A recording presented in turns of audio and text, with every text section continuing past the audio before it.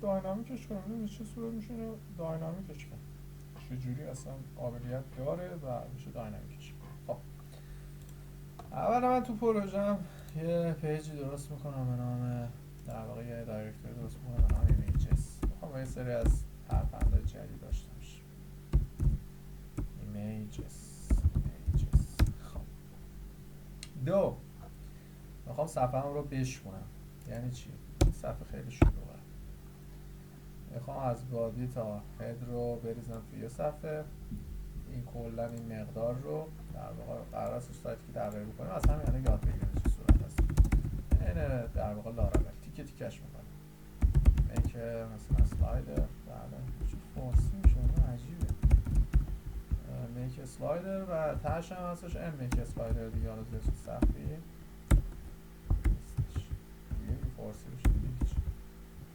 ان میک مثلا اسلایدر. اوکی.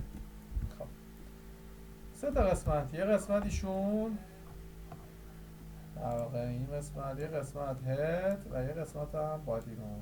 خب هیچ کارش کنیم میشکنمش صفحاتم رو میشکنم. میام اینجا رو اسلایدر کلیک راست میکنم و یه فایل درست میکنم با آندرلاین هم مشخص میکنم قانونشه آندرلاین مثلا هدر و اینو پاکش میکنیم و از سر بادی تا اینجا کنترل ایکس و کنترل وی این هدر هم بادی داریم دیگه. یه بادی البته آندرلاین شده و این هم اینجا و این قسمت کامپلت میشه بادیتون که اسلایدر توشه و یه دونم چی میشه در واقع فوتر کلیک راست و مقدار آندرلاین فوتر کنترل ای و کنترل وی. خب این هم به این شکل.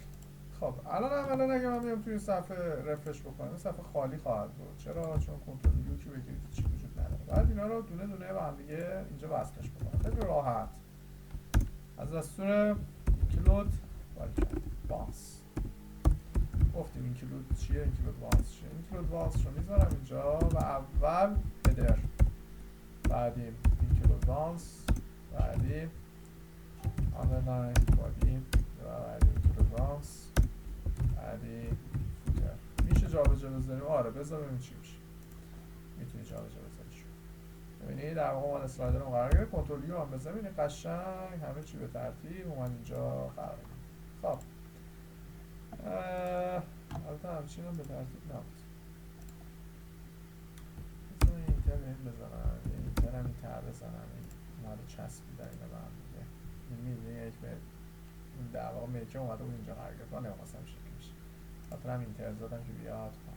خب این از این روند رو داریم درست پیاده روی. خب بریم پیاده سازی بعدیش. الان من در واقع اومدم صفحه ایندکسم رو شکستم به این سه تا. خب دارم کارا رو درست دونه به دونه میبرمش جلو. اومدم بادی فوتر هدر قرار ازش سایدیم که تعریف کنیم دقیقا به همین حالت باشه. صفحات رو میشکنیم و بعدا به این نتیجه میرسید که مثلا هدرتون با فوترتون تو تمام صفحات تکرار میشه و فقط بادیتون هستش که داره تغییر میکنه. حالا بعدا که سایت رو ساختیم مشخص میشه به چه شکل طراحی میشه. خب بریم سراغ ادمین. حالا این عکسامون هم که قرار اینجا قرار بگیره. من میام یه گوشه میسازم به نام ادمین. اینجا دیگه حالا یه سری تکنیکا رو بیشتر کار میکنیم. یه ادمین میسازم و تو این ادمین قرار هستش که ما واردش بشیم. الان من اینجا بعد از این اسلایدر در واقع چیه؟ من اینجا به ایندکس وصلم. اگر بزنم پوشه ادمین باید وارد پوشه ادمین بشه. میبینید در واقع وارد پوشه ادمین شده که حالا بعدا رو یاد میگیریم روش اتنتیکیشن میبندیم که هر کسی نتونه واردش بشه. خب میام توی ادمین اولین کاری که میکنم یه دونه فایل به نام اینسرت یا اکسنت من اینسرت رو میسازیم و اینجا این رو به این شکل دارم. میتونیم بوت استرپ رو بهش اد بکنیم که میخوام تو فیلم بعد این کار رو بکنم کارم رو سریعتر پیش ببرم.